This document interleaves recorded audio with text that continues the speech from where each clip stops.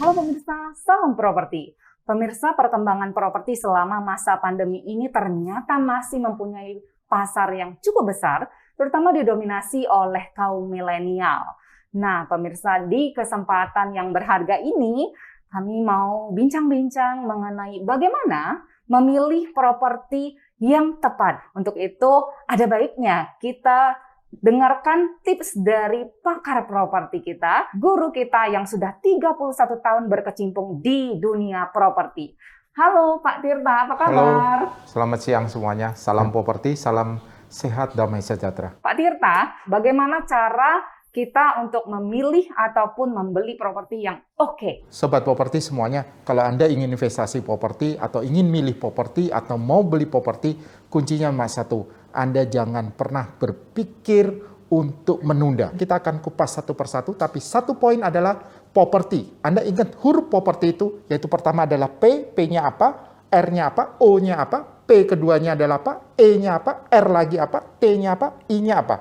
Jadi itu adalah salah satu kunci Fani untuk kita menentukan di dalam Anda memilih properti supaya nggak salah memilih, kemudian nggak salah membeli, karena kalau Anda salah membeli, Anda pasti akan nyesal seumur hidup. Karena properti adalah investasi Anda. Betul sekali. Ternyata pemirsa, properti ada singkatannya loh menurut Bapak Tirta Setiawan. Betul ya Pak Kokon ya? Iya. Nah, ini Papi Kokon ini juga pakarnya properti. Gimana Papi? Kita orang awam nih Pak Tirta. Bagaimana kita bisa mengerti bahwa properti itu bagus atau tidaknya? Kata Bapak itu buat investasi dan lain-lain. Oke, yang pertama satu, ini seperti saya sampaikan Sobat Properti bahwa P yang pertama adalah prospek. Kalau zaman dulu prospek itu lokasi. Iya. Tapi sekarang udah berubah Sobat Properti. Lokasi udah zaman milenial udah nggak kenal lokasi. Yang kita harus lihat daripada prospek itu adalah pengembangan daripada area tersebut. Contoh fasilitasnya gimana? Contoh aksesnya gimana? Ya kan? Kemudian satu lagi juga dalam hal ini komitmen daripada developernya. Sebetulnya saya sebelum prospek kita harus juga menentukan produk. Ini yang sekarang produk itu gayanya berubah. Orang dulu mau punya rumah gede. Iya. Mau punya rumah istilahnya besar. Satu keluarga bisa kumpul. Iya. Ini juga mengalami satu perubahan terakhir ini. Contoh sekarang, dulu Jakarta kita nggak kenal yang namanya apartemen. Bahkan tinggal apartemen dianggapnya rumah mewah. Dianggap barang mewah. Sekarang apartemen sudah merupakan satu gaya lifestyle. Ini satu perubahan-perubahan yang dalam menentukan produk. Jadi bukan faktor gede atau kecil, tapi balik lagi sekarang konsumen itu melihat produk adalah daripada fungsinya. Kalau fasilitasnya di daerah itu bagus, maka fungsi daripada produk ini akan bagus. Satu hal yang kita harus perhatikan di samping prospek tadi adalah population. Jadi semakin populasi daerah itu berkembang, maka nilai prospek kita atau nilai investasi kita juga akan bertambah. Atau istilahnya akan meningkat. Karena sama aja kan, kalau sepi atau apapun juga nggak berguna. Tapi kalau populasinya banyak, maka Anda punya properti juga pasti akan dihuni. Kemudian orang yang mau tinggal juga akan makin banyak. Ternyata ada kuncinya properti itu tadi. Itu baru poin pertama, P pertama. Lalu selanjutnya R, Pak? Nah, kalau sekarang berkaitan dengan R yang tadi saya sampaikan, saya kalau beli properti dari dulu atau saya memilih properti, saya lihat daripada reputasinya atau reputationnya daripada pengembang tersebut. Bukan besar atau kecilnya, bukan mahal atau murahnya, tapi reputasi daripada pengembang itu gimana, atau yang dia jual itu gimana. Iya, Nah, di sini perlu Anda perhatikan. Iya, karena kebanyakan yang nantinya kan katanya reputasi. Saya mengalami. Ya tadi Pak Tirta bercerita mengenai fasilitas. Nggak tahu-taunya fasilitasnya yang sebenarnya adalah akan dia bangun tahun kedua misalnya pada saat serah terima. Nggak tahu 10 tahun pun dia tidak bangun. Nah ini juga kan reputasi berarti ya salah satu juga ya. Nah, itu Pak Kokon. Justru sekarang sudah berubah lagi. Nah, itu gimana Pak? Kalau Anda perhatikan beberapa contoh sederhana di Jakarta lah. Ya. Anda bisa lihat ke Jakarta Utara atau Anda ke Barat atau Anda ke Timur. Sekarang pengembang pun sudah berubah. Kalau dulu mereka, misalnya fasilitas diberikannya setelah. Betul. Bahkan 5 tahun, 10 tahun. Tapi sekarang kalau Pak Kokon keliling, lihat beberapa developer. Iya. Anda banyak yang sudah justru fasilitasnya dibangun dulu. Infrastrukturnya dibangun dulu. Iya. Jadi Anda beli bukan lagi menunggu. Iya. Tapi sudah melihat dan sudah merasakan dulu. Bahkan rumahnya belum jadi, fasilitasnya sudah jadi gitu loh. Lanjut lagi ke poin selanjutnya. Berarti pro O. Nah, O-nya ini apa nih Pak? Ada dua, Fani. Oh, yang pertama, kalau Anda ingin memilih properti, saya sarankan satu yang harus Anda pegang, open mind. Tapi yang lebih utama lagi daripada O-nya adalah apa? Opportunity. peluang daripada properti itu berapa besar daripada Anda untuk memilih properti. Karena ini properti sekarang sudah masuk kategori orang punya bukan hanya tinggal, tapi bisa sewa, bisa untuk bisnis, ya. Jadi ini sudah merupakan kayak usaha. Jadi kalau Anda jeli melihat opportunity properti, Anda akan lihat bahwa besarnya peluang. Apalagi negara kita lagi berkembang. Semakin berkembang daerah tersebut, opportunity-nya juga makin besar. Semakin fasilitasnya bagus, opportunity-nya juga pasti akan bagus. Semakin aksesnya bagus, opportunity juga akan lebih besar. Pak Tirta, saya suka bingung. Karena saya sering lihat di iklan-iklan billboard dan lain-lain. Banyak developer yang memberikan suatu kemudahan. Yang namanya pembayaran itu panjang. Sampai mungkin bisa 120 kali saya pernah baca. Tetapi saya kan suka ragu. Karena bank juga kan saya ada juga yang namanya saya KPR atau KPA begitu ya. Nah itu kan bisa ada yang 10 tahun, 8 tahun ya. Dan ada yang 5 tahun atau yang 15 tahun dan sampai sekarang malah ada yang sampai 25 tahun. Nah pada saat ada pilihan begitu, saya harus pilih yang mana? Saya pilih bank atau saya pilih daripada yang dari developer cara pembayarannya. Jadi saya ada P lagi yang kedua adalah pricing dan payment. Kita dalam menentukan payment itu kita harus ingat. Tanpa disadarin Anda semampu Anda, seringan mungkin, dan sepanjang mungkin. Tapi setelah itu harus Anda cek satu. Contoh nih Kak Sre, Anda sama-sama ambil 10 tahun. Anda lihat cicilan di developer berapa, cicilan di bank berapa. Kita bandingkan dulu. Kita bandingkan. So, saya itu harus ingat satu, Sobat Properti, terutama kalau milenial yang belum pernah punya rumah. Anda cek lagi, apa-apa aja yang keluar. Apakah dengan developer ada biaya-biaya? Biasanya nggak ada Pak Kokon. Tapi Anda cek lagi yang di bank ini, apalagi biaya-biayanya. Karena tanpa Anda sadar nanti ada biaya provisi, biaya asuransi. Oh banyak ya, tuh. banyak benar. kan, tahu-tahu 5%, 7%, sampai 10%. Akibatnya Anda apa? Udah rugi. Kemudian belum nanti, istilahnya kalau ada pelunasan atau apa, kena biaya lagi. Ini harus kita cek, kita harus lihat. Udah itu, Sobat Properti, Anda harus lihat dulu, perbandingkan dulu. Kemudian kedua, Pak Kokon, pengalaman saya 31 tahun jadi istilah pemasar properti, saya satu lagi, tidak ada satupun bank yang berani memberikan fix bunga selama 10 tahun. Kalau dengan developer selalu fix ya Pak? Kalau ini kan udah cicilan tetap. Oke. Nah ini yang sangat bahaya, karena saya juga pernah ngalamin. Waktu saya ngajukan bunganya cuma 7%. Betul. Tapi begitu lewat dari fixnya 3 tahun, tahu-tahu bunga saya jadi 13%. Oke. Nah ini yang harus Sobat Properti perhatikan. Betul sekali. Ya, jadi pemirsa untuk teman-teman kaum milenial juga yang mau memiliki properti, apalagi kalau saat ini di momen pandemi ini, kalau ada developer, pengembang yang memberikan cara bayar dengan banyak sekali kemudahan, misalnya diberikan kesempatan buat kaum milenial untuk menyicil ya panjang, jangka panjang dengan cicilan tetap, itu langsung ambil. Gitu kan Pak? Betul. panjang. Apalagi satu Fani, kalau you dikasih lagi bisa siap huni, udah jangan mikir lagi. Wow, itu mah enak Karena banget. cicilannya siap belum huni. selesai, baru mungkin 10% bisa dikasih pinjem pakai. Udah. Pricing ini berkaitan dengan R nanti. Return-nya. Jadi properti itu ada return, dua hal yang harus kita perhatikan. Return pertama adalah, Sobat Properti, adalah capital gain, keuntungan daripada harga properti tersebut. Betul. Return yang kedua adalah investment Anda, yaitu yield atau hasil daripada sewa properti Anda. Ya. Kenapa saya bilang tadi, mungkin ada yang bilang, ngapain sih Pak dibikin panjang? Loh, jangan salah. Gara-gara itu saya punya apartemen banyak, gara-gara saya bayar panjang, kemudian hasil daripada return sewanya, saya bisa cicilkan. Betul. Jadi mengurangi daripada beban angsuran saya. Jadi aturannya saya pamai bayar per bulan, cicilan saya 5 juta, karena ada sewa 2 juta, 2 juta setengah, 3 juta. Akhirnya jadi apa? Cicilan saya 2 juta. Coba Pak Kokon, kalau kita punya 5 atau 10, ini apa nggak jadi bisnis? Mungkin saya tambahkan dikit ke Sobat Properti bahwa properti tetap punya risk. Nggak ada sesuatu bisnis yang tidak punya risk. Untuk itu seminim mungkin Anda punya risk, saya biasanya sebutkan satu. Biasanya untuk risk ini biasanya yang harga-harganya bukan daripada harga propertinya, tapi adalah harga komersialnya. Mall, tempat apa sekarang ngalamin suatu hal itu. Untuk itu saya bilang satu, tapi kalau berbentuk rumah tinggal, biasanya risknya sangat-sangat kecil sekali. Bahkan hampir katakan sudah tidak ada risk. Lanjut lagi ke tips selanjutnya, E-nya belum, Fani. Iya, E itu adalah saya sering sebutnya edukasi atau education. Jadi kalau Anda tanpa sadarin properti ini sudah merupakan jadi bisnis. Jadi Anda perlu dalam hal ini sebetulnya edukasi itu istilah untuk kita yuk belajar sama-sama tentang properti. Tapi satu sisi lagi Anda perhatikan yang kedua, bahwa ekonomi negara kita ini ekonominya tetap tumbuh. Jadi peluang Anda untuk investasi properti ini sangat besar. Apalagi dengan COVID. Memang COVID membuat ekonomi agak menurun. Tapi jangan salah sobat properti. Ekonomi ini turun tapi hanya sementara.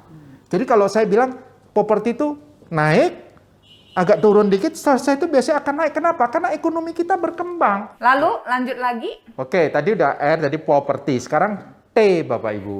Ya, sobat properti, T adalah apa? Jadi kalau T ini saya sampaikan satu sobat properti bahwa ada 2 T yang harus Anda ingat. Bahwa Anda beli properti sekarang yang T pertama itu adalah tren. Ini perkembangan. Iya. Ini tren. Jadi Anda kalau mau bermain properti, apalagi kalau sobat properti atau yang mau investasi, Anda lihat trennya itu lagi kemana. Rumah tinggal aja sekarang kamar pembantu udah nggak ada. Kemudian rumah rata-rata ukurannya udah kecil-kecil. Bukan mereka nggak bisa beli besar loh, tapi kenapa? Mereka efisien semua sekarang. Ini tren yang berubah. Terutama anak milenial ya. Betul. Maunya yang minim-minim tapi minim. semuanya multifungsi Ya. gitu. Nah, yang kedua adalah biasanya kalau saya ditanya adalah timing. Kapan sih saya harus beli properti? Saya sampaikan sekali lagi buat Anda sobat properti. Time to buy untuk properti kalau saya nggak pernah nunggu krisis, saya nggak pernah nunggu nggak krisis, tapi setiap waktu saya akan investasi ke properti. Karena kenapa? Bukan krisis itu nanti you dapat murah. Murah tadi yang seperti disampaikan, kalau you dapat murah di dalam krisis, tapi Anda nggak bisa jual lagi, atau komitmen yang nggak jalan, Anda mubazir. Jadi timing bukan nunggu krisis, tapi timing Anda itu adalah untuk menentukan pilihan Anda. Lalu ke properti, I.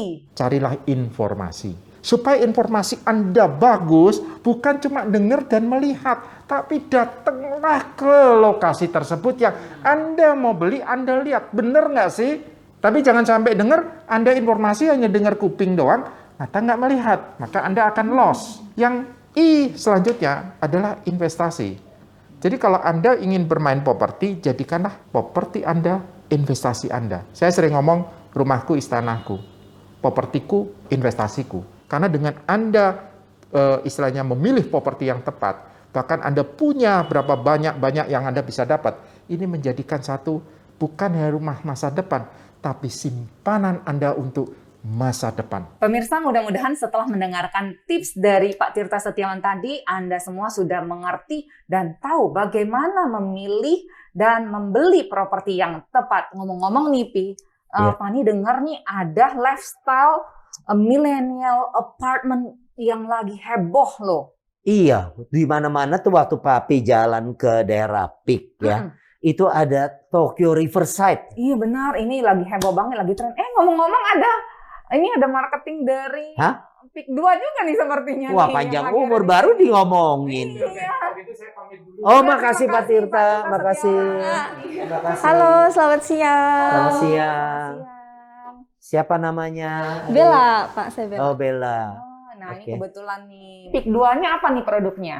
Peak 2 sendiri memang luasnya 2.650 hektar nih. Tentunya produknya banyak banget. Mulai dari apartemen, hunian, lalu juga ada fasilitas dan produk bisnis. Jadi memang fasilitasnya banyak sekali. Salah satu produk unggulan dari Peak 2 yaitu Tokyo Riverside Apartment.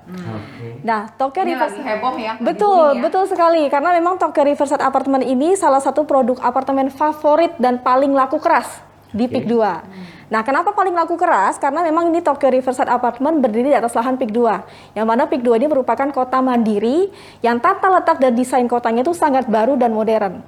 Nah, selain itu fasilitas kawasan dari Peak 2 pun memang banyak sekali ya Pak. Pasir putih, mungkin Bapak sudah pernah dengar. Iya. Lalu juga ada green belt. Iya. Nah, selain fasilitas kawasan tadi, nah di Tokyo Riverside Apartment nih, kalau saya bahas fasilitas yang menempel saja nih, yang menempel banget dari Tokyo, itu ada banyak. Setidaknya ada 16 fasilitas. Nah, salah satunya ada Cimori. Cimori kan itu kita taunya ada di Bogor, tapi nanti kita akan bawa ke kawasan dari Tokyo Riverside Apartment. Lalu juga ada otomotif dan bengkel servis. Lalu juga ada night market. Nah, night market ini pusat kuliner dengan 4 gang yang berbeda. Jadi nanti ada gang Pontianak, ada gang Medan, ada gang Ujung Pandang.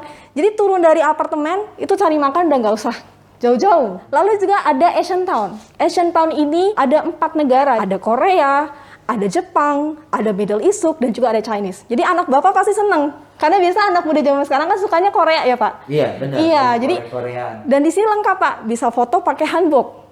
Gitu, jadi bener-bener kayak keluar apartemen udah berasa di Jepang, berasa di Korea, kayak gitu. Jadi memang fasilitas yang ada di Tokyo ini didesain khusus untuk segala umur, mulai dari anak-anak, remaja, dewasa maupun lansia. Biasanya kalau anak muda itu kan lebih suka nongkrong. Iya. Ya kan? Nah, di Peak 2, tepatnya di dekat kawasan dari Tokyo, itu akan ada North Point Commercial Boulevard. Itu isinya nanti akan diisi tenan-tenan untuk kafe-kafe hangout yang hits atau makanan cepat saji. Yang biasanya jadi favorit anak muda. Peak 2 juga punya kawasan bisnis, CBD Peak 2. Jadi memang Peak 2 ini, balik lagi tadi seperti yang saya bilang, Peak 2 ini adalah kota baru, di mana tata letak dan desainnya ini benar-benar modern.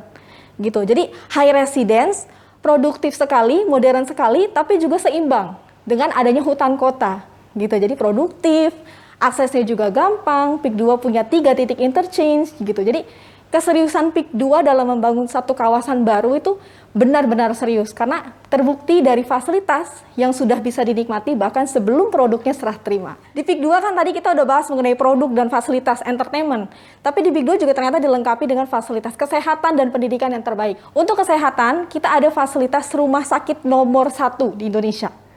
Kita adakan di sana. Lalu untuk pendidikan pun kita ada sekolah Katolik nomor 1 di Indonesia, itu Saint Johannes Bursman. Gitu. Jadi fasilitasnya lengkap sekali, Pak. Benar-benar lengkap. Terus tempat ibadah juga di sana ada? Ada. Mulai dari wihara, mulai dari gereja, itu semuanya ada. Musola pun kita ada. Harganya terjangkau nggak untuk anak-anak yang zaman now? Itu paling penting. Yang menarik dari Tokyo Riverside Apartment ini, cicilannya itu bisa dicicil hanya dengan 5 juta rupiah per bulan. Serius? Iya, karena developer juga memang mensupport customer untuk memberikan cara bayar yang lebih bervariatif. Salah satunya adalah cicilan. Cicilan ini flat.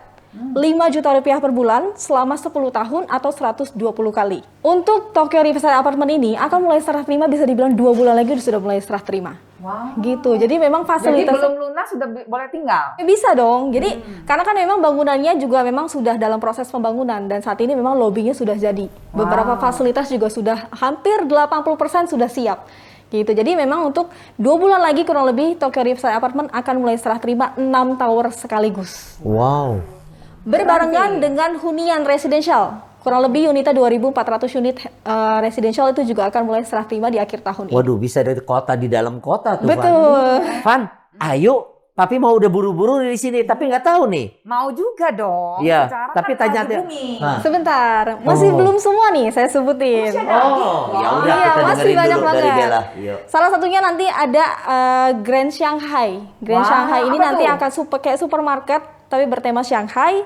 Lalu juga nanti akan ada tiong baru dari market Singapura. Jadi benar-benar di kawasan Tokyo Riverside Apartment ini kita bisa bilang kita keliling negara. Dari Singapura, dari Korea, Jepang, ya kan, Thailand. Nanti juga di Thailand kita ada Chocolate Village Thailand.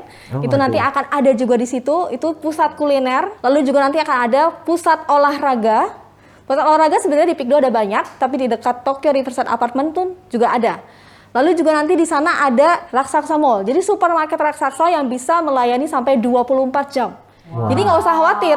Belanja kebutuhan sehari-hari 24 jam bisa langsung, kapan aja bisa langsung belanja. Selain itu juga ada Kampung Seafood. Kampung Seafood ini kita bisa bilang terbesar di Indonesia. Kurang lebih itu luasnya 2 hektar untuk Kampung Seafoodnya ini. Selain itu, untuk 2 yang suka hektar. konser nih Pak. Nah ini juga ada Mata Elang International Stadium. Iya. Nah, Mata Elang International Kabarnya Stadium gede ini banget ya? betul 10 hektar luasnya gitu. Jadi bisa menampung hingga 60.000 pax. Nah, kenapa kita bilang Mata Elang ini merupakan salah satu fasilitas premium? Karena berlokasi di atas lahan Peak 2 yang lokasi dekat dengan Bandara Internasional Soekarno-Hatta. Jadi biasanya kan orang yang nonton konser itu dari luar kota, dari Iya, luar negeri. bisa dekat langsung. Betul. Jadi dari situ bisa langsung ke Mata Elang. Kita punya 3 lini transportasi. Nah, di dalam Tokyo Riverside Apartment ini juga nanti akan disediakan stasiun. Jadi nanti kan mungkin bisa pelajar atau karyawan yang tinggal Iya. di Tokyo Riverside Apartment itu mau ke kantor atau mau produktivitas sehari-hari itu akan dimudahkan dengan transportasi publiknya. Fasilitasnya memang banyak sekali, Pak. Wah itu mah banyak banget ya. Pi. Banyak udah, banget. Udah pengen nih Papi udah mau cepet-cepet aja. Udah deh. Udah Dia- mau kasih info ke anak nih ya. Tanya dulu sebelum nanti sepotong-sepotong dikasih Iya. keterangan. Ini udah Masih ada Belum, lagi? ada lagi. Ada lagi. Wow. Tadi kan saya udah bahas mengenai cicilannya. Iya. Jadi disupport langsung oleh developer, cicilannya 120 kali. Nah itu dia. Ya kan, flat Jadi tidak ada kenaikan nanti Keren di tahun banget nih. ke-5 atau tahun ke-6. Lalu juga nanti kita ada promo lainnya, yaitu free smart home system, lalu free fully furnished, lalu juga free IPL 1 tahun. Jadi benar-benar tinggal bawa koper aja. Kalau mau lanjut lebih banyak lagi, mungkin kita nggak akan kelar hari ini.